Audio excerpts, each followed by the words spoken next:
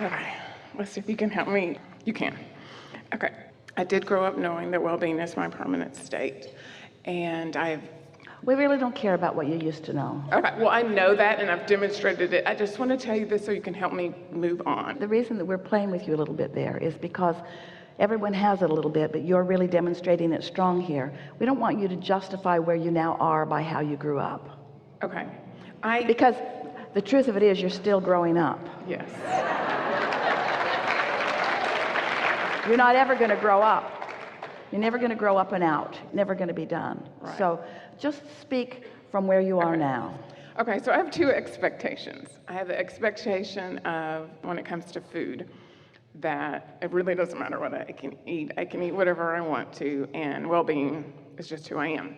Also, this expectation that if I eat these certain things that I will be thin and stay skinny and, blah, blah, all that, blah, blah stuff. So I have these two expectations. Well, we're going to argue with you a little bit about that. Are you saying... I have two ways to get there then, let's say that. Are you saying that sometimes you think one thing and sometimes you think another? It's always my intent to know that. Because you don't hold two expectations simultaneously. I think it's just because Which one of those expectations holds the most resistance? I really do. Which one of those? Fight against Which one of those two that statements? Carbs matter. I'm just like, shut up. That is not my thought. Like, I don't believe that. Like, I've demonstrated that well-being is my permanent state. I don't believe that. Be quiet. I don't want to hear it, But then all of a sudden I'll be like, ooh, how many net carbs does that have? Like, who cares? I am well. I am strong. I am whole. I am complete. I am loved. I am beautiful. I am clean. I am blah, blah, blah, blah. That's who I am. But I have to eat every day, which is great here. I eat all dessert and I'm great. Woo! Just because all my friends know I eat dessert first. But then I'm around people that's all they talk about is their carbs and their blah, blah. Or 10 years ago it was something else, and 10 years from now it'll be something else. And that really isn't my thought.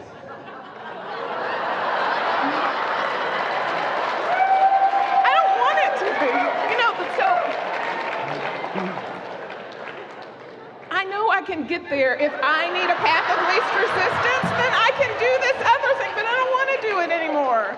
Can you just do a rampage for me of like food or something? Okay, I'll just sit here and be quiet. You talk to me. You have out-rampaged source energy.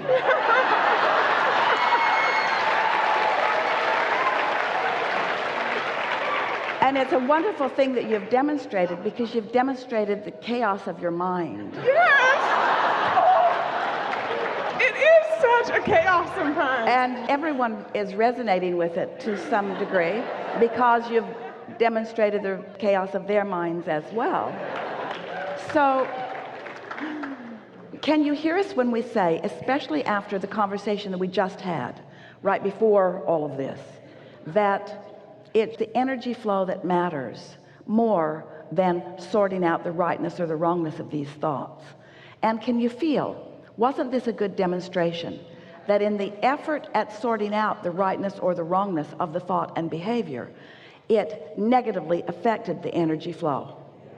And that's the only thing that you have to know. Esther had dinner with one of the most delightful, beautiful people that she knows on the planet, who eats more than Esther has ever seen anyone eat, and looks more like everyone that Esther knows everyone wants to look like. And Esther said, I'm only barely tolerating you here. I can hardly stand you.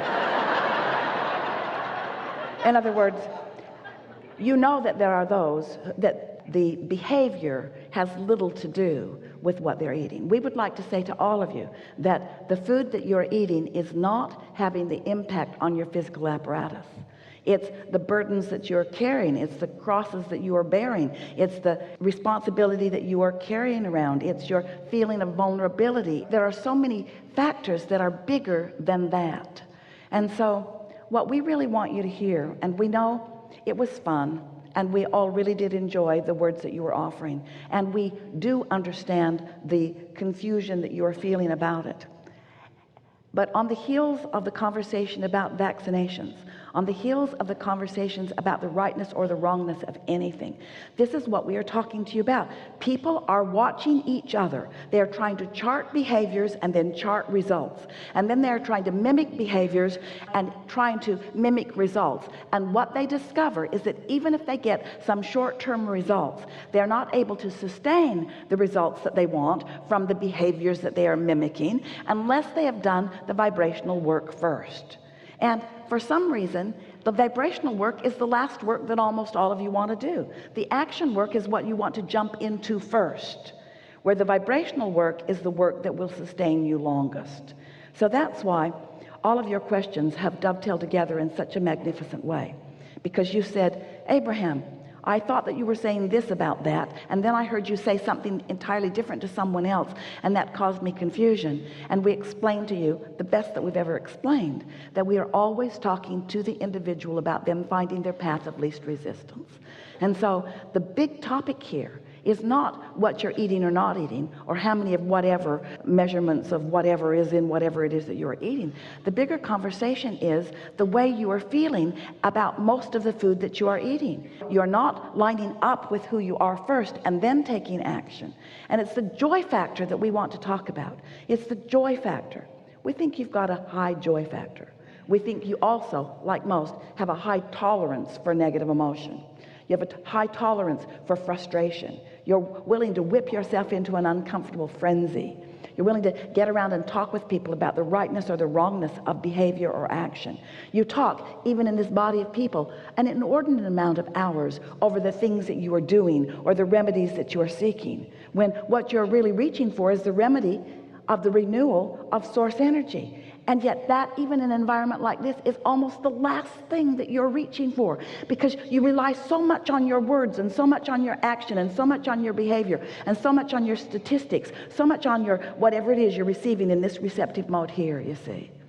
So it is our expectation that as you leave this gathering, after having been immersed in more high-mindedness and high-flyingness and more listening, feeling, and hearing and taking in of the vibration of well-being, that you will discover a vibrational shift within you that will help you move toward whatever you want.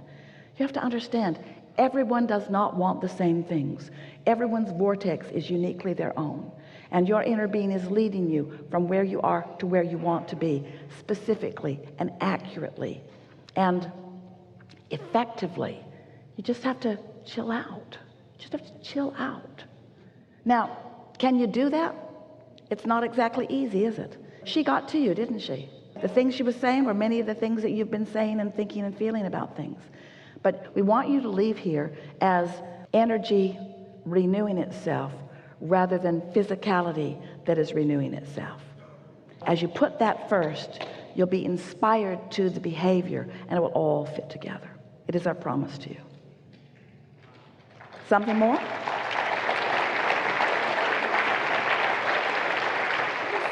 I mean, I feel like... Because you cannot argue for your limitations and leave them behind. Yeah. So it's just about focus. It's about focus, but it's about focusing on something that feels good. It's about maybe getting off a subject that's hard for you to focus on and feel good, and onto another subject that's easy for you to focus on and feel good. This is the thing that we think most of you don't know. It's this here, right here. This is the thing that you don't know, that when you know it, you're going to find so much release and so much relief and so much benefit. This is the thing that you do not know. You don't know that while you may have 5 subjects that are important to you, all 5 of those subjects are conducive either to alignment with your receptive mode or alignment with something less than that pure positive energy receptive mode. Stay with us. This is going to make sense in just a minute. So you could have 5 topics of importance in your life experience, 5 topics of importance. And one of them, whenever you think about it, could take you right to the receptive mode. But most of you don't think about that one because it feels done. Got that one whipped into alignment. You need to work on the others. But when you work on the others, you just hold yourself out of the receptive mode.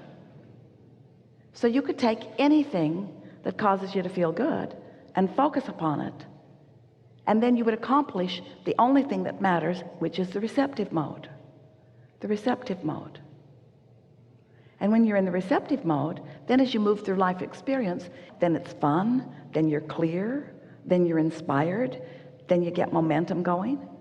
So what is it that causes humans, let's just poke around in this just for a little bit.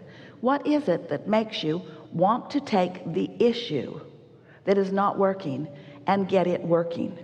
Because while it is the human way to find a need and fill it, and find a problem and fix it, for marks on the chart, or for justification, or for expression of worthiness, or whatever, what if none of that were relevant? What if you were already understood as worthy? What if that was already accomplished, so that the things that you were thinking about were not to solve problems, but for the pleasure of thinking about them? What if you got 5 subjects in your life? Let's say one of them is money, and you want to be prosperous, and you are to some degree, but you do not have the latitude in your budget to do all of the things that you want.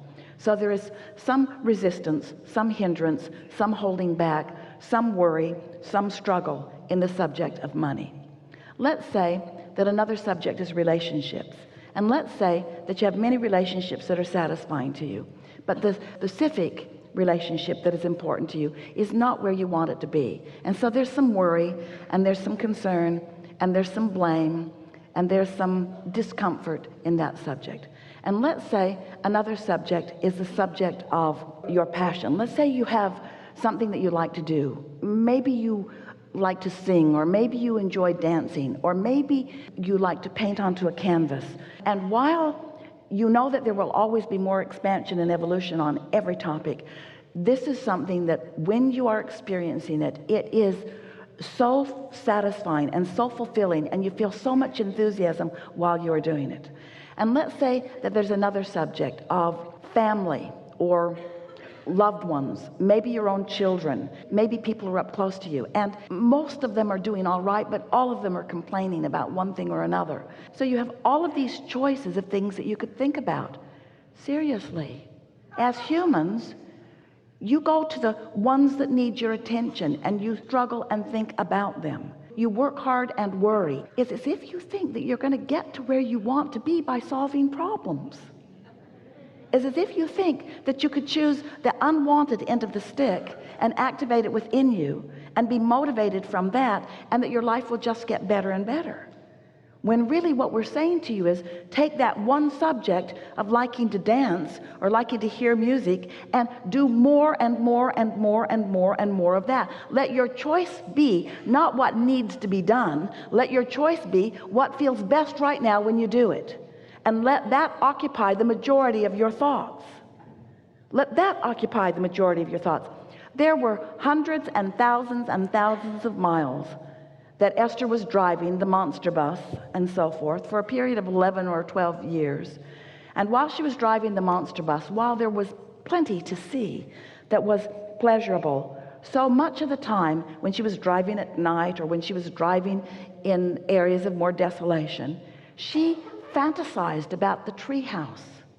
She envisioned the treehouse, not because it needed her to think about it in order to not feel lonely or left out, but because it gave her so much pleasure to think about the treehouse. Sometimes she would reconstruct it. Sometimes she would make it, instead of 3 stories high, in her mind she would make it 10 stories high. Sometimes she would go get beautiful crystals and glass, and she would tie them on fishing wire, and she would screw them into the ceiling, and then she would watch the sunlight come in, and she would see the rainbow in the treehouse. In other words, anything. You want to think your thoughts for the pleasure of the thought, not for the practical nature of the thought. You want to think your thought for the vibrational quality of the thought, not for the construction of the thought. Are you following us?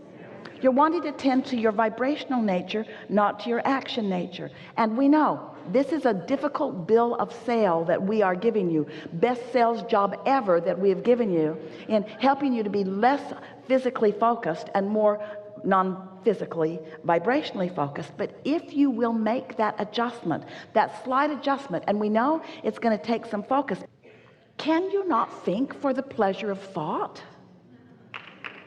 for the pleasure of the thought. For a while when we were encouraging focus wheels, we talked about them as a way to shift energy. But soon as we observed you with your focus wheels, we found you trying to solve problems with them. So it was defeating its true purpose. The true purpose of the focus wheel is to find something that is pleasurable and then focus upon the pleasure of it longer until it fills out into more and more and more and more detail. You see what we are getting at? So Esther was saying to us this morning as she was getting ready to come down how much she likes the practical nature of these conversations, how much she likes it when you have something that you're living that you want to talk about and we're able to talk about it in a practical nature. And we said to Esther, we're not going to be practical for the remainder of this gathering, because we're not going to talk about what you're doing or the action that you're taking. We want to be incessant and obsessed with the subject of you finding the vibrational basis of things, because everything else will follow that. And so if we have to tell you 100 or 200 or 300 or 400 or 500 more times in the hours that are before us, we want to continue to ask this question until the answer that comes forth from you comes easily from you. Do you think thoughts for the pleasure of the thought? When we say you create your own reality, do you realize what you often do? You use your thoughts to work. You try to work with your thoughts the same way that you try to work with your action. But when we say you create your own reality, and you've already created a reality, a magnificent vibrational reality that is working for you, that is gestating for you, is growing for you, is evolved for you, is expanded for you, and is ready for you. Now when we say you create your own reality by getting to the vibrational frequency of the receptive mode so that what's there can stream into your experience, can you understand where you're at what phase of your life you are at?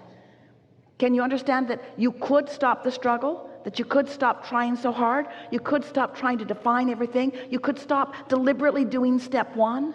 You did such a magnificent rampage of step one. I know this, and I know this, and I know this, and I know this, and I know this, and I know this, and I know this, and I know this, and I know this. Just a repeating of so much that you've already put there. That's step one. You can let that go. That's step one. The vortex knows who you are and what you want. Now you must find pleasure in your thoughts if you are to be the receiver of the benefit of the impulse to lead you to where you want to be. Could it be more clear than that?